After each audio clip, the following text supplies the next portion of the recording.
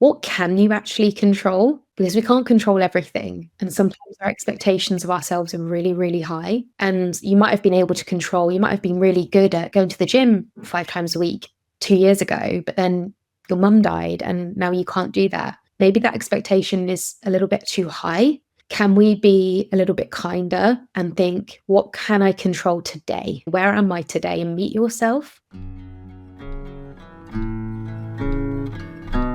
Hey, I'm Tanya Wilkinson, and this is Death on the Daily. Are you really fine, or are you just avoiding your grief?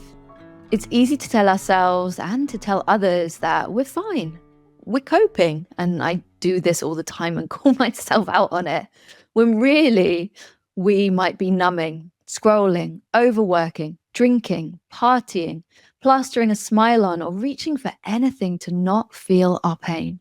In today's episode, we're shining the spotlight on the sneaky ways that avoidance shows up in grief, why it's so common, and how, as my guest today shares, you can take back control in a gentle and compassionate way.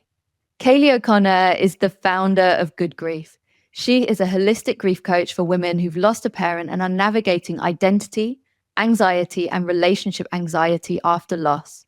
She's also the founder of the Holistic Grief Coach certification, who I've personally trained with as a coach. As Kayleigh shares, these patterns run deep. I call myself out on them all of the time. My chat with Kayleigh has opened up so much within me. So wherever you are in your journey forwards with your grief, I hope that this brings you some comfort and some inspiration. And before we dive into my conversation with Kayleigh, just to mention that if you receive anything from this episode and you want to follow along on my Death on the Daily mission, as well as supporting me in this journey, I would love it if you could hit that subscribe button. It really helps me, as well as it helps you in finding out when the latest episodes have dropped. And now into my conversation with Kayleigh. Kayleigh, welcome to Death on the Daily. Thank you so much. Thank you for inviting me. Oh, I'm so excited for this conversation, not least because I have been training with you.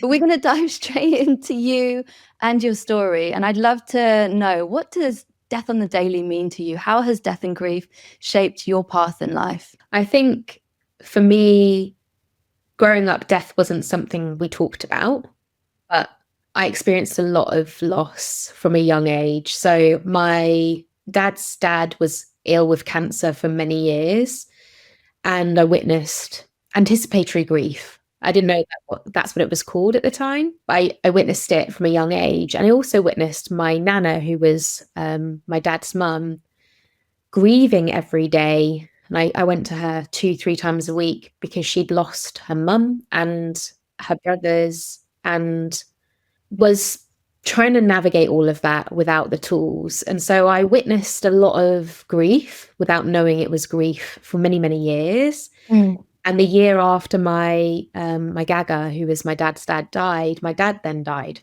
I was 15 at the time. And in our house, even though there was grief, it wasn't something you talked about. And we were very much a positivity first household. So it was very much like, focus on your studies, put it in a box, keep pushing through. And I got this nickname of being Crazy Kayleigh because I was always positive. I was a star, I was really praised for that. So when I think about what I do now as a grief coach and having worked in this space now for 7 or 8 years, it's quite crazy, crazy Kayleigh, but crazy to think, like I talk about grief every day now, and I hold space for other people's grief. And I'm kind of the person I needed at the time. And so I think they often say that's what happens, don't they? That you become who you needed. And so I think it's like Death on the Daily is this sense of grief. My nana was somebody I witnessed grieving every day. And I'm grieving every day, but not in the way my nana was, because thankfully I've had resources and support and know how to support myself with grief. But it's this fact that grief is every day. It's an ongoing journey. It doesn't end. And actually, when we have safe spaces to hold space for grief and talk about grief and not have to suppress it or hide it, that things are so much better. So I think it probably means something like that around, actually it being a part of life and being something that we hold, and it's not something we should be embarrassed by or forced to kind of hide. It's, yeah, giving space for it. That's so important. Also, because as you shared so powerfully, in spaces where actually grief isn't acknowledged, isn't spoken to, isn't tended to, you're still going through it. There still is that experience of whether it's anticipatory grief or grief after they've died, all of those secondary losses. And I'd love to hear more about your, I suppose, your forwards path through your grief and how that I'd be really curious to know as well whether there was avoidance, how that sort of what that manifested through for you in your body, in your experience, and actually how you navigated that path as well through your grief to where you are now. Yeah, absolutely. And there was so much avoidance. Like avoidance is something I have to check in on all the time, personally. It's not something that I've overcome. It's something that is a pattern and a habit that I go back to, and I have to keep checking in on. And yeah, so I lost my dad when I was 15, and at that time I was in my GCSEs, and the teachers put me in a room where the naughty kids were, just to kind of stare at a wall and think. And that was the start of, I don't want to be in this room. How can I get out of this room? Oh, okay, I'm going to tell the teachers I'm ready to be back into day-to-day school. And what that looked like from pretty much, I don't know how early on that would have been, but that looked like being positive and being, happy and really studious, very hyper. I don't know what was going on there for me, but I became really hyper with my friends and like silly and like over the top. And we were just big kids ultimately, we're like 15, 16, but it was all kind of like play and escapism. And that kind of went on, throughout my like sixth form. I took on, I don't know how many A levels you're meant to do. I think 3, and I did 4, and I was always doing extracurricular, filling up my diary with like all lunch times, going and doing extra things, like not stopping. And then university came, and I didn't want to go to university. I wanted to go to drama school at the time, and hadn't put in the work to like even look into that. I was like, and that's what I wanted. But I ended up going to university that my mum and I had gone to together, and seemed like the best one, as you do. Yeah. This one's the best one. And I think about a month in, my grandma died, and I don't even remember grieving for her.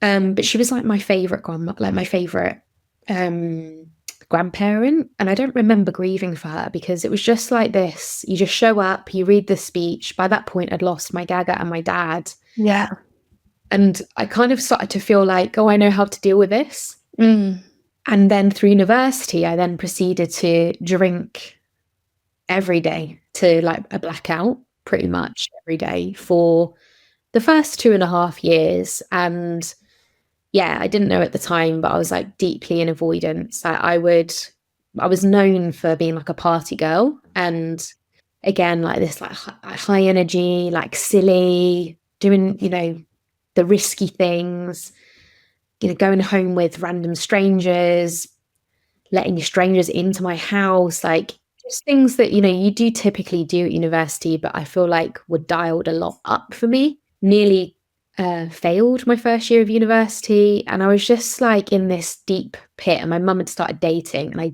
did not want to go home. I felt like I physically hated that she was dating somebody. So it was a lot of like mixed emotions, and alcohol was my, I don't know what the word is, but like my crutch. And I also opened up gambling accounts. I'd wake up in the morning, I'd have gambling accounts open, binge eating, binge drinking, obviously, and shopping. Like it was just everything. And I always say it was anything to like feel nothing. But I'd end up admitting myself to like the panic emergency room, thinking I was having a heart attack. Oh my goodness. Drinking lots, but it's because I was taking caffeine tablets with alcohol.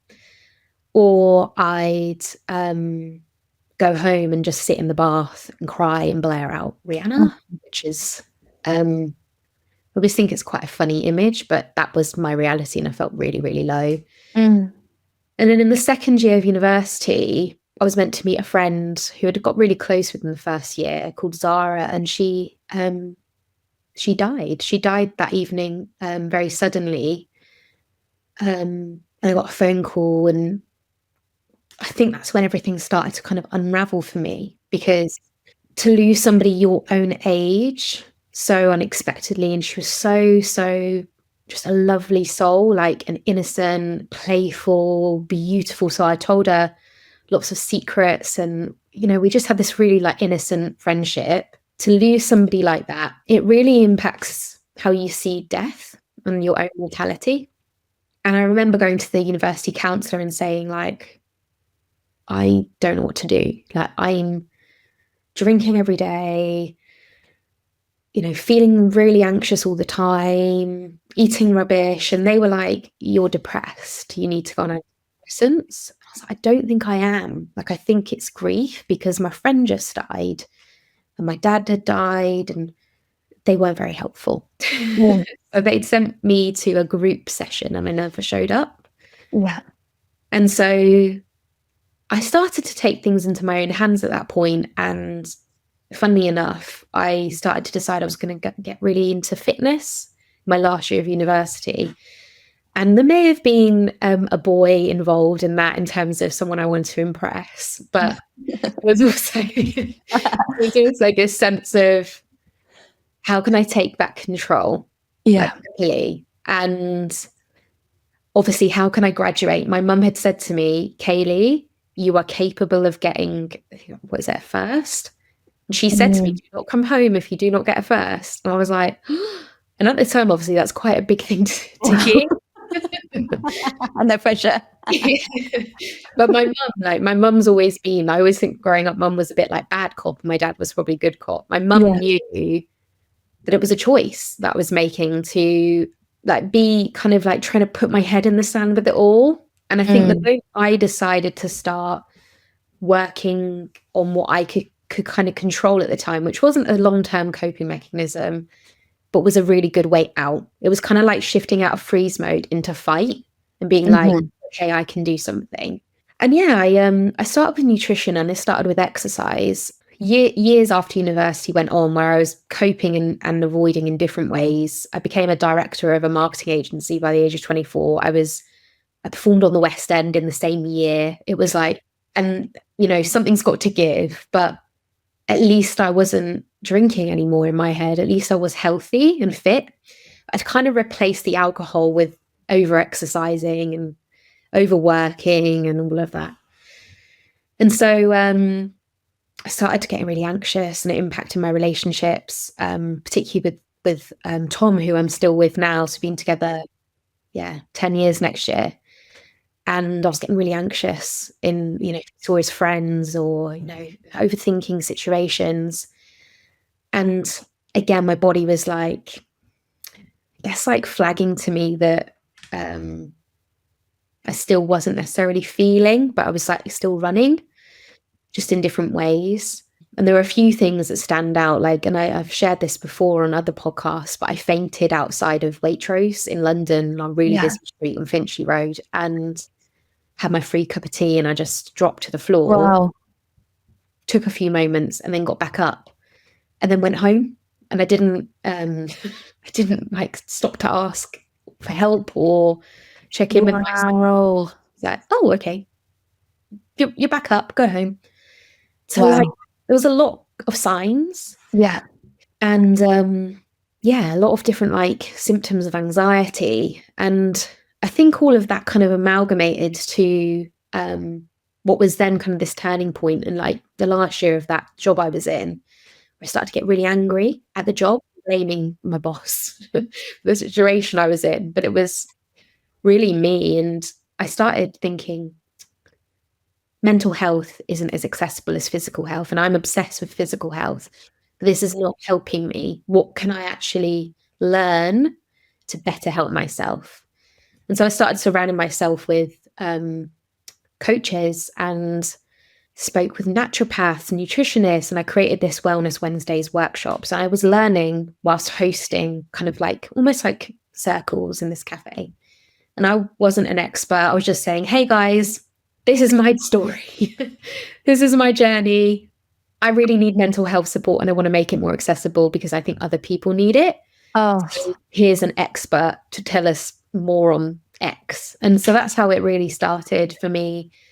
Then finding things that are actually helpful for me, yeah. going back into therapy, finding different modalities that were supportive to my nervous system. And obviously, gosh, that was about 8 years ago now. So I don't know, I can't do the maths, but I avoided my grief for a really, really long time. Mhm.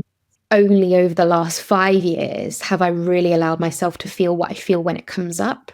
And kind of a side note podcast, but it's because I got ill. And so I actually physically couldn't run and I physically couldn't hide. And I pretty much cried every day for about 2 years because I had to be with it all. So yeah, I don't know if I answered your question because I think I shared quite a lot, but yeah, avoidance has been a massive thing. Massive. Yeah. Hello, beautiful friend. If you're watching this, then I'm guessing that it might be because you're grieving. And you might be like many of the grievers who I support through my grief coaching, as well as people who I speak to on the daily who say to me, T, I don't have time to grieve. I can't find the space in any month to be able to be with my grief. And that's why I've created Grief Cocoon, a brand new monthly live event that happens online so you can tune in from your own grief cocoon at home. And cocooning is really important in our grief. When we are present with our grief, when we allow space for us to tend to our grief through ritual, through nervous system support and care, through reflection like journaling, all of which we're going to be doing in the grief cocoon. It enables us, like that little caterpillar, to go into our cocoon and to support our transformation and our emergence on the other side as that butterfly who's integrated grief as a part of our story. If you want to join us for the next Grief Cocoon event, then head to the show notes and all of the details are there.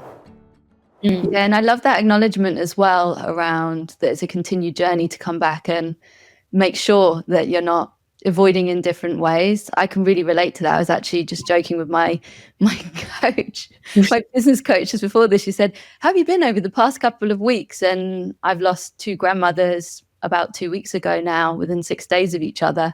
And my response was, it was very funny, but it also made me stop and think I need to sit and be, was actually the avoidance that I've had in my grief has been really good to get all my tasks done, because I've done that default into just doing, keep going. And as you shared, what I found so powerful is actually at different seasons in our life, there will be different ways that we have of avoiding, of numbing, of all of those things. And I really feel, we were talking about this before, isn't it, how in all of our growth and development and us as coaches as well, learning and growing, like you never arrive at the destination. It's just that continued ongoing path. But what would you say as well, because I loved just how powerfully that taking back control came through from everything that you were sharing. What advice would you give to someone who maybe is tuning into this podcast, and whether it is alcohol, whether it is scrolling on social media or anything else, is suddenly going, oh my goodness, I am numbing, there is grief, there is, or any other kind of hurt or pain here. What advice would you give to them of what could those first steps into taking back control be? I love that question. I think really number one is like, if you are there, like, firstly, please don't shame yourself, because I know how loud that critical voice is. You shouldn't be drinking, or you shouldn't be doing this, or you could be doing better. And actually all that does is puts us into this shame spiral where we can't do anything and we feel stuck. And so I think number one would just be to kind of like acknowledge and validate where you're at is like totally okay and totally understandable. For me, like I also had like some of the best years during those years of drinking alcohol, and I have really great friends from that point who saw me at my lows and my highs, and I wouldn't go back and change it, if you know what I mean. Like it was just a part of my journey and a part of my grief, and I used to be really ashamed of it for a long time. Now I'm like, it's just a part of me. And so if you're there right now and you're thinking, oh, like I've let myself go, or, I'll never be able to overcome this, like, firstly, just validate the fact that what you're going through is really, really hard. And so sometimes we just go to whatever we know, whatever's easy and accessible. And that might be alcohol or something else. So that's the first thing. Second, I think it's like, and you've probably heard about the 3 circles of control before, but I'm just going to bring it in because I think it's a really helpful framework. It's like, what can you actually control? Because we can't control everything. And sometimes our expectations of ourselves are really, really high. And you might have been able to control, you might have been really good at going to the gym 5 times a week 2 years ago, but then your mum died and now you can't do that. Maybe that expectation is a little bit too high. Can we be a little bit kinder and think, what can I control today? Like, what can I control today? Where am I today? And meet yourself. And in the circles of control, it has like, what can you control? What can you influence?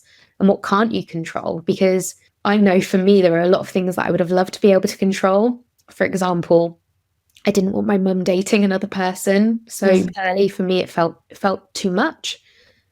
And I spent a long time wanting to control that. I used to send really evil texts being like, I'm going to key his van. And like, it really didn't want it to happen, push him out kind of thing.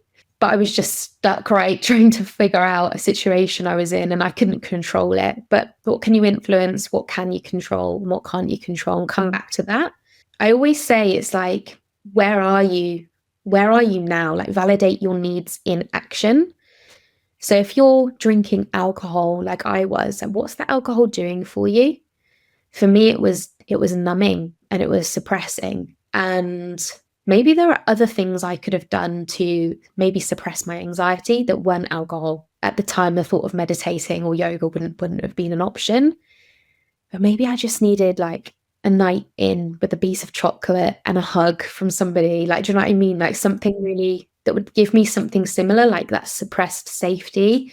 And I'm thinking, like, as I talk to you about this, which is really weird, like about my grandma and how I'd lost her at the start of university and how she was that kind of like warm hug. And Oh, wow. maybe, you're looking for things that you really need, but you're not able to find them because some of those things are in the person you've lost. I don't know if that makes sense, but I think it's like, one, validate where you're at. Number 2, what can you control? What can't you control? And what can you influence? Yeah. Number 3, something around, validating your needs in action. Like, you've got a need. Ultimately, you might need a hug, you might need love, you might need validation, you might need sleep, you might need escapism. You said work, busyness almost gives you that sense of focus when everything else is chaotic. You might need something. And if you can find that, then maybe you can figure out a way to give yourself that thing in a new way, not the kind of known way of coping. And, alcohol became exercise, became different ways of coping, like tapping and breath work. Do you know what I mean? It's a journey for me. Yeah. Oh, I love that. I love that. It's so powerful because it's so gentle. And actually, in so much when we think, oh, I've got these habits that are very bad for me, there can be that. It's a bit like the January 1st sort of energy of, all right, I'm going to overhaul them and bring this in. But actually understanding what is that need is so powerful. Because when you mention around escapism, for me, actually, I would always go nature. It's always, and I will always choose nature. Actually, if my husband says, do you go for a walk in the woods? I could be head down in work. And as long as I'm not about to be a client or something, I'm like, yep, let's go. So immediately as you were speaking then, I thought, oh yeah, that's my escapism instead of the numbing that doesn't serve me, which is definitely roll up my sleeves. What else can I get into in my business? And then go do some numbing on social. So I really, really love that. And I love as well, I think there's something really powerful in that we have that sovereignty, that we can take back that control in these ways. Because again, I think that when we think about taking back control, it can feel like that's a whole overhaul. But actually our sovereignty can be really, and it's most powerfully rooted in just the simple things. What do I need right now? Exactly. And I remember like this big fear during university when I had lost my friend and I had gone to the counselor and I decided I'm going to try and figure this out myself, like a big fear of like, what if I can't? Like, what if Mm. I don't know how because I've never had to do this before? Yeah. And like, what if making changes puts friendships at risk because I've built friendships based on going out partying or, whatever it was. And I was like really, really scared to kind of choose myself. Mm. And that overcoming that fear isn't a mindset thing. And it's not like something that happens overnight. It's by tiny choices, like little by little, that then build up a sense of inner trust around, oh, okay, like it's safe to choose me and it's safe to set boundaries and it's safe to, say no to things. And that's something that you learn rather than you attain. Yeah, yeah, I love that. The small steps that multiply up. And it really takes that, what that takes is that presence and that awareness, doesn't it? To say, okay, I'm here. How can I grow in the little increments? And that as well for me is really that's the power of coaching, isn't it? As well, having someone who can look in that forwards path. Because when I've had therapy for my grief, it's obviously been very much rooted in the trauma of what happened and in sort of unfolding that, but actually there's the whole opening of opportunity in that forwards path, that whether it's growth through our grief, whether it's saying us, I would say sacred no's is like such a thing for me, learning to say sacred no's where maybe we've never said them before. And I think there's such real power in it, particularly in the like very noodly soup that grief is. It's so complicated from that space as well, because you mentioned around your grandmother. Your grandmother, do you call her, was it Nana, did you say? So I had my grandma and my nana. So my Oh, nana grandma and Nana and my grandma was my mum's and mum. grandma. So about your grandma's hugs. Yeah. And that's obviously a really, really poignant secondary loss. And obviously secondary losses, they are big. And again, they're so unspoken. We don't really understand what they are and how that can impact us in the forwards path. So love for you to share a little bit around secondary losses Yeah. and just, I suppose, how you've navigated your secondary losses, but also how you help your clients to navigate their own secondary losses. Yeah, thank you for asking that because I think it's still a very unspoken about thing in Mm. grief. And actually, I think it's probably one of the most hardest parts of navigating grief and having to try and explain that to somebody because they don't necessarily understand that it isn't just the loss of the person, it's also everything that kind of ripples around that. And so, yeah, secondary losses are when you lose, say, I lost my dad, but I also then lost a sense of safety. I lost future plans with my dad.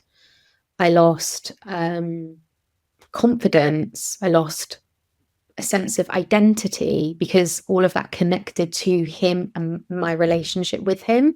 And so it's all of these like extra things, like you said about my grandma. And my grandma's house was always so chilled and so it was cozy and warm. Like no matter what season it was, like she had the heating on. So you just go in and it is like this, like visceral, like, and relax. And to not have that anymore and not have that place to go and like that sense of home is why I always sum up when I coach in my work is secondary loss as who am I now and where is home? Mm. Because we attain and attach those things to the person we lost, but they're also very like real life anxieties and fears around, sense of direction, safety in the world. There are so many secondary losses, like I could list them. But in terms of how you, I guess, work with them, it's like firstly naming them and validating them as legitimate losses. And it's like even the fact that I've said about my grandma's house today, I haven't spoken about that. And it's something that's only come about off our conversation. And it's really lovely to just be like, yeah, of course you were like craving that because that was also part of that loss. So it's giving yourself that understanding of, well, of course you would feel this. I always say, a secondary loss in grief is boundaries. I think grief is a boundary rupture. It happens to you. So then anything else that feels like you haven't got boundaries can be a trigger, whether it's specific to grief or not. The boundary rupture in work, in relationships can trigger the grief. And so that's a secondary loss. And so it's this sense of validating them and understanding them as a part of grief, and that they continue, like, I might get married in the next few years, and I already know there's going to be a lot of grief around those milestones. Not having my dad here, and those are secondary losses. So it's this kind of like, I guess like the ocean, like when there's like this like ripple and it keeps on waving in and out, and it's like this ripple effect of grief. And so I think the way to work with them is to validate them. And then I think a lot of secondary losses again relate to needs. And so I'm thinking of like specific clients when I'm talking to you who've lost that sense of safety in relationships with others after losing a parent, and how that's such a huge thing to rebuild.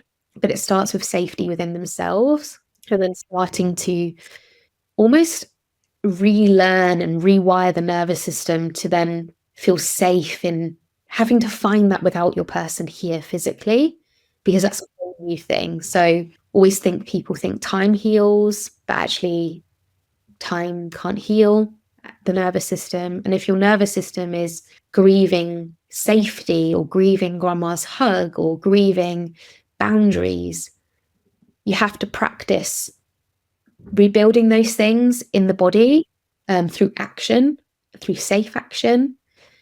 And that isn't something we can just be like switch on or off. It's like, okay, I'm embodying feeling safe, but also some things we can't replace. So like, I'm grieving a future loss, embodying the grief, and being like, just allowing myself to grieve that thing, because that grief is valid. Oh, I love that. And what I think is so powerful, and I want to come onto the nervous system as well, because I feel like we've got to give space to that and the somatics in our body. But also what I find really powerful is there's that space for how can I feel safe? How can I meet my needs these ways, or whatever the needs are? But also there's the time where it doesn't, and this will be for a lot of secondary losses, where actually there will be no replacement. So one that I've encountered quite a lot when it comes to parent loss is that of when I'm feeling sick, or when something terrible happens, there's no one, like whether it's my mum, my dad, to comfort me in that moment. And unfortunately, there can never be a replacement. There can never, ever be, as much as other people can be comforting. And I'm having someone on this podcast talking about mother loss, and she said, I've got amazing friends' mothers who've tried to step in certain situations, but there is never going to be anyone like my mum. So I think that's really powerful as well, of actually we do just need to grieve these and allow for them to be fully felt with that force of the grief, and understand that that is totally valid and that's totally okay, alongside obviously then stuff that brings in safety. Yeah, completely that. I think that's like, oh, okay, it's not something I have to fix. Like, this is just me feeling something that's valid. Like, I can feel that. I can feel that. I can tend to that. And that's that warm hug, isn't it? That's that you're okay as you are. Like, you're allowed to feel these feelings. And that's a natural part of grief. And yeah, I think that permission slip to some people is, it's like the most relieving thing, because it's like, oh, I don't have to be navigating this differently. I don't have to overcome this thing. Just holding it and letting myself honor it and tending to it is actually really okay. Yeah. Really valid. It's just that self-compassion, isn't it? And working with ourselves in a whole new way than what we otherwise would do, which is override, improve, optimize. But that isn't grief. Yes. Oh, I love that permission slip. And also, I guess, permission to say to other people as well, thank you so much for offering to step in and give me this support. But like, this is not actually, this is something that's just twigged in my mind from my chat that was with Liv Nunn, about her mother loss. And she said that actually with certain people, she just had to say, thanks, but no thanks. There's nothing that you can do in this situation that's ever I appreciate the thought and the sentiment. So again, being able to vocalize when it's lovely, but it's not really doing anything for us. Really powerful. Now let's talk about nervous system, because obviously.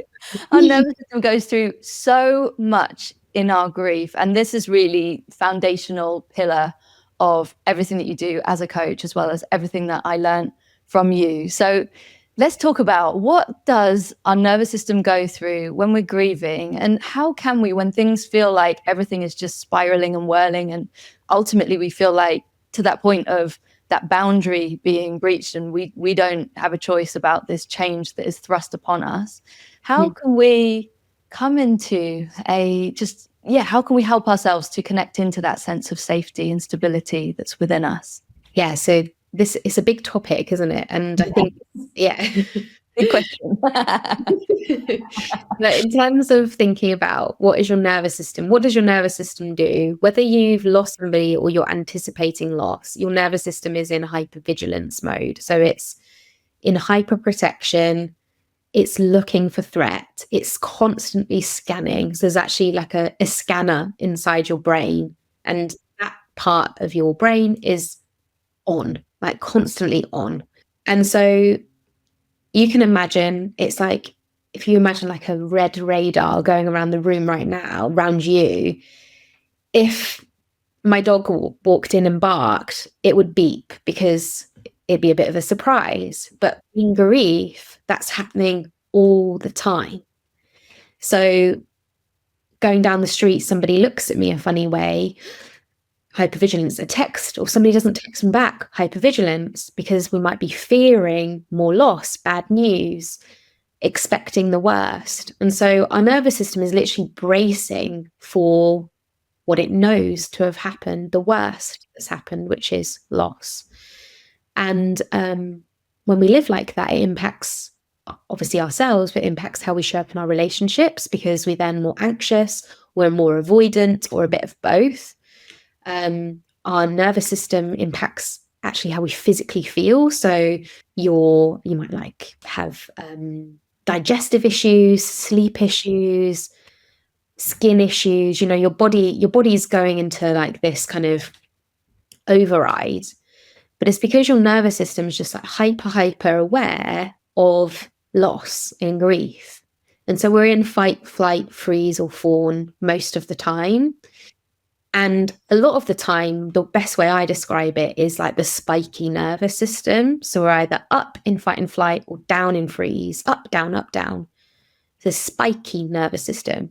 When in actual fact, what should be happening in a nervous system that has capacity, and which is kind of a goal in the work we do as holistic grief coaches, is helping clients get to that wavy nervous system where they can feel, and they absolutely should feel, anger or guilt or shame or sadness, but it doesn't completely spike their nervous system into that point where we're panicking or we're frozen in collapse. Like, we're getting to a point where we can hold our grief.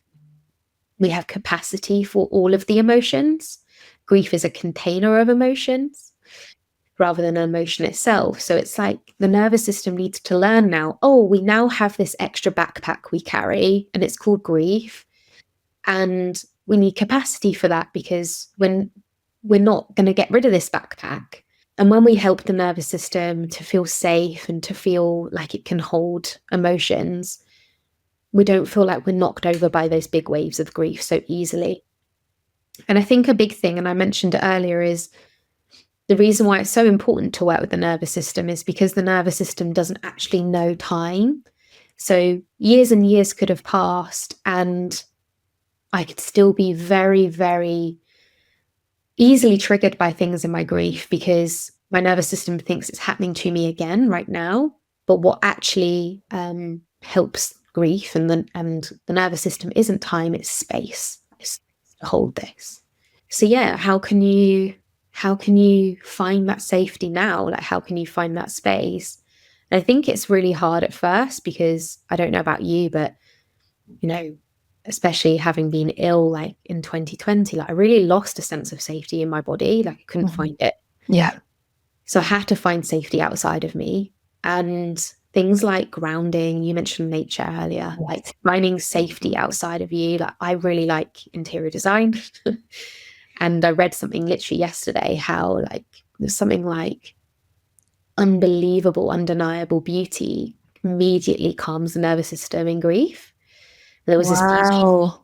field of flowers with beautiful colors, and it was like, because it's this external safety resource that signals to your nervous system, there is no threat here.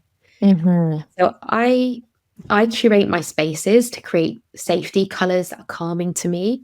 Mm-hmm. And I also find certain colors are really specifically important to me, lots of greens and blues. But yeah, finding that safety around you and then eventually within you. So we use like imagination and visualization to find imagined safety. I think that's a really good place to begin. If I ever go and do a breath work and visualize, I visualize myself in some like Disney cartoon forest. Oh, I love it. So it's like escapism. But it creates safety because I'm like, oh, I'm at one with the chipmunks. It's nice. Yeah. It's I can't necessarily always find safety right now in my body because I might be Mhm. anxious. But then eventually over time, we're helping people find that sense of, maybe there's safety in my hands, there's safety in my seat bones, or maybe there's safety in my heart. Like it's like finding a connection to self. But I think it's quite hard to do that if you've never felt safe in your body or has felt so overwhelming in your body. So I always think start externally. There's that really lovely simple one, 5, 4, 3, 2, 1 grounding, which really easy to remember. 5 things you can see, 4 things you can hear, 3 things you can touch, 2 things you can smell, 1 thing you can taste. So you can do that anywhere to find safety now. Does that help? Does that make sense? Yeah. Yeah, that makes total sense. And I think it's really powerful because there are tools and resources all around us. So nature is everywhere. I always say to people, even if you're in a city and go, and I've coached people, they're like, there's no nature near me. And I'm literally like, I can see a tree outside of your window. There is some nature that you can just look up at, even if it's a street tree or a plant going through a crack in the pavement. But actually that acknowledgement, because I found it in my recent experience of, I'm still obviously journeying forwards with my grief, but in the immediate shock of both of my grandmothers going within 6 days, I was walking down the street, and to your point of just someone, I can't remember, it was a noise or something, I jumped out of my skin. And I realized that was the 3rd time that had happened that day. But knowing what I do about grief, it made me think, okay, that's normal because I'm grieving, but actually, okay, now I need to look and find that safety. So exactly as you shared in that moment, I just gazed around. It was a street going up to the local tube station, so it wasn't the most beautiful nature bit, but there was a little hedgerow and there were some birds and there was a tree over the other side. And so I just gazed around the horizon, took it all in, took a few deep breaths, as well as just shone that compassionate spotlight on myself. But I also love that acknowledgement as well, that there will be those waves, and that's obviously our goal as holistic grief coaches, to help people to flow through those waves and not getting, I suppose, stuck in that hyper arousal, hypo arousal, etc.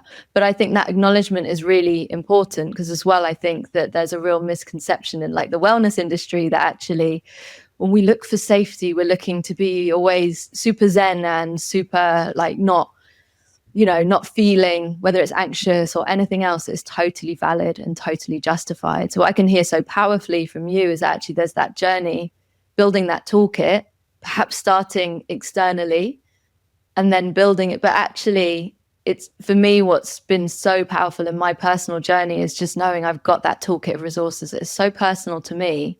And actually I can dip into it anytime and start to get to know what can help me in different, I suppose, nervous system states that I find myself in through grief. Absolutely.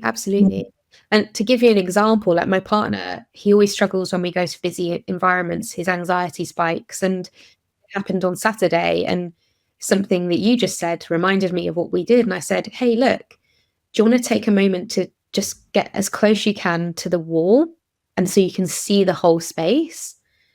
In a few moments, his nervous system downregulated because he could see he was safe. And I think the quote, and I was saying it to my coach last week, like the quote that, or the phrase that I bring up for myself and like in those situations is, there is no lion.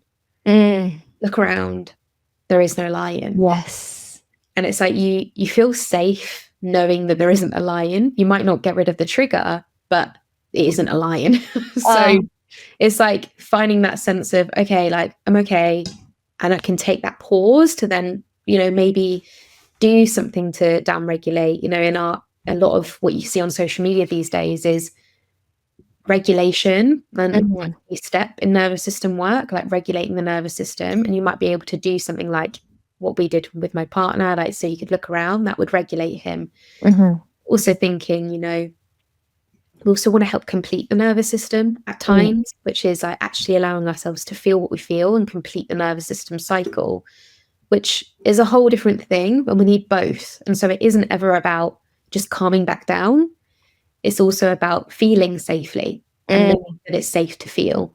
Yes. Oh, and that is really the power of everything that you do, and also as you train grief coaches, holistic grief coaches like myself, because I think that that's really the key, isn't it? It's just learning. And for me, it's always I was rooted back into like just expanding my capacity to feel and to be present.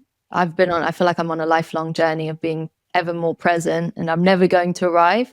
And I probably last many, many lifetimes, hopefully.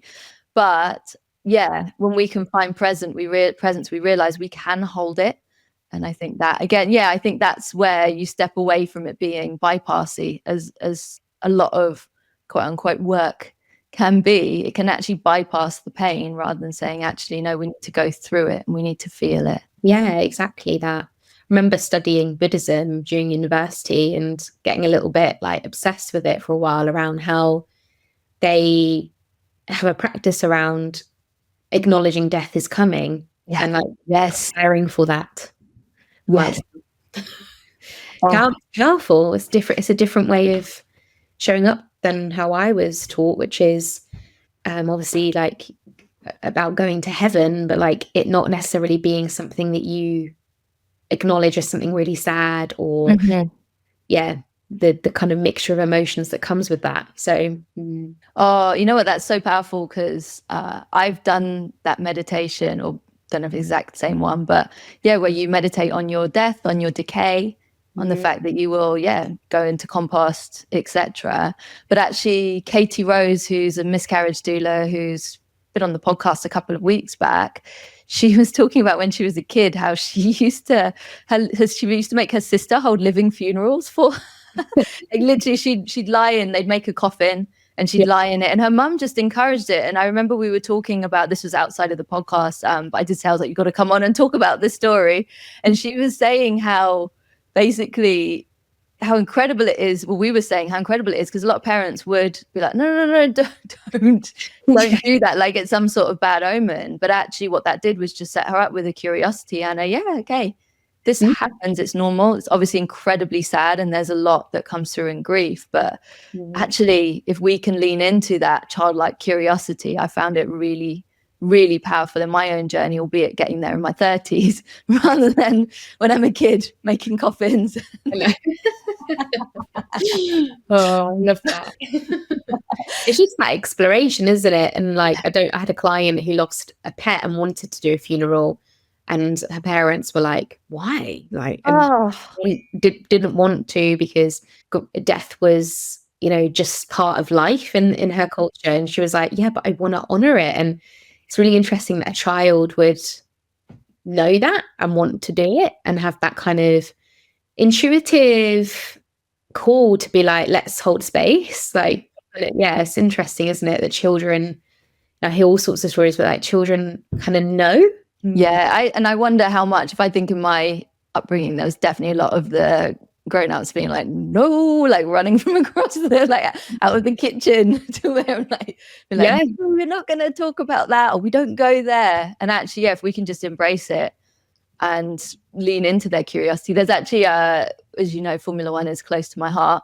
And there was a really funny video from Charles Leclerc, and he was talking about how his parents basically said to him, when people die, they go up and they become rabbits in heaven. Mhm. But again, when we saw, so for him, then he was like, well, I want rabbits for Christmas. I think he was going to bring back people. Oh. So cute. Again, I was talking about this with a friend about with her dog, who's she's getting to the very end stages of life, soon to die, and she's got a young daughter. And we were laughing about that fact that actually she was like, how do I speak to her about it? And I said, in an age appropriate way, actually, it's good to talk to her about it and to be really clear and really specific. And actually, for anyone who's tuning in, Sesame Street has amazing resources on that, on Sesame Workshops. But because we were joking that actually from certain things that she'd said, she was like, I wouldn't be surprised if my daughter didn't think that like Santa Claus was coming to get my dog and take my dog up to the sky. Yeah. Sort of, yeah, that's sort of the language of they passed and we've lost them. Where have they gone? That's exactly, if I was a kid, that's where I would go. It just made me think of, and I don't know what it was, but I don't know if you ever watched it. There was I don't know if it was a movie or a series about dogs and they all had wings because they were all in heaven. Do you remember that cartoon?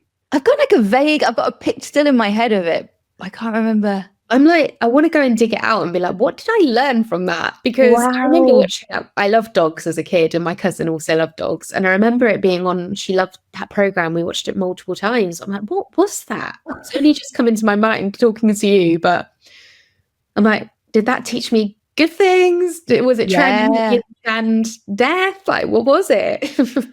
Wow. Well, was it the Land Before Time that's now on Netflix again? And I'm sort of psyching myself up to watch it because I still feel so traumatized from it, from the death side. I'm like, I work in this grief space now. I shouldn't be comfortable to watch it, but there's a lot. But equally within that, I think that and Mufasa were like the two big deaths that I remember. But actually, if there had been people around who could just hold it and say, actually, you're feeling what is grief for a cartoon character. Let's talk about what grief is, how that could have been a very different experience rather than you just sort of leave the cinema completely traumatized, never for it to be spoken about again.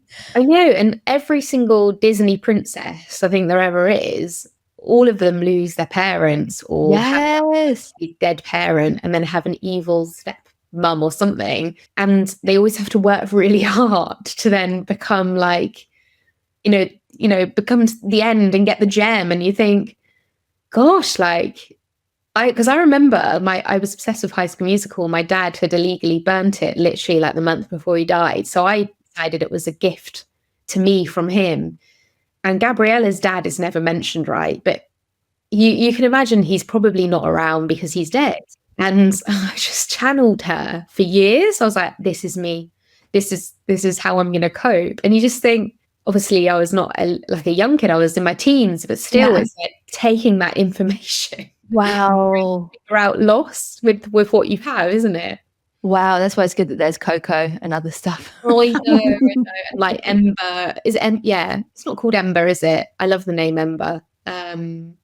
Elemental. Yes. Yeah. Oh, so good. Oh my goodness, it's so good. Well, Kayleigh, before we end up talking about Disney and going rolling on and on through your afternoon, it's time to nearly bring our conversation to a close. As death on the daily, everything in this life is impermanent, as too is our conversation, even though every single guest I have on, and you so much, I could talk to you all afternoon, but you've got to get off. You're going to be training a cohort very soon. One final question for you, and that is, and then I'm going to invite you as well to share about where people can find you. But if you could write a note to a past version of yourself when you were younger from where you're sitting now, what words of advice, words of wisdom would you share with them? I'll probably just say to not be so hard on myself and that I'm enough. Because I think for a long time, I didn't know if I was enough because my dad was the person who told me I was. And so I'd want to let her know that she is. Oh, that's so beautiful. You are enough. Oh, what a powerful space to end our conversation with. And tell us, where can people find you, find out about both your holistic grief coaching that you do with people, but also for anyone who might be tuning in as well and might be interested in becoming a holistic grief coach, just like I've done. So you can find me on Instagram and on TikTok, but I'm mainly on Instagram at goodgrief_UK. And yeah, I'm always in my DMs. So if you want to talk to me about one-on-one support, group support, message me. And yeah, I run a holistic grief coach certification, which is globally accredited. We've got students in 6 continents, which is wild. It's a 6-month program that trains you to become a trauma-informed holistic grief coach, working, with emotion, with grief rather than against it.